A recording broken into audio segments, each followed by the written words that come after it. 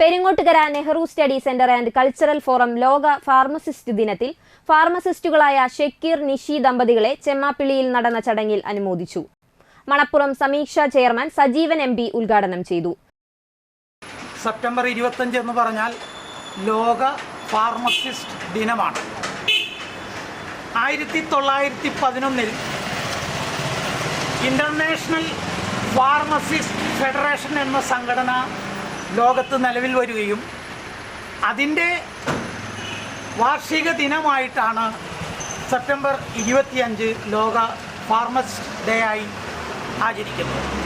നമ്മുടെ ഇന്ത്യയിൽ ആദ്യമായി ഒരു ഫാർമസി തുടങ്ങിയത് 1812 സ്കോച്ച് ബോത്ത് ഗേറ്റ് എന്ന് പറയുന്ന ഇംഗ്ലീഷുകാരനാണ് കൽക്കട്ടയിൽ ഇന്ത്യയിലെ ആദ്യത്തെ ഫാർമസി തുടങ്ങിയത്.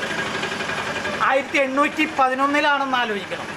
അത്രയും വർഷം മുമ്പ് ഈ ഫാർമസിസ്റ്റുകൾ എന്ന് പറഞ്ഞാൽ ഡോക്ടർമാരുടെ ഒപ്പം തന്നെ പ്രാധാന്യമുള്ള ഒരു പ്രൊഫഷനാണ്.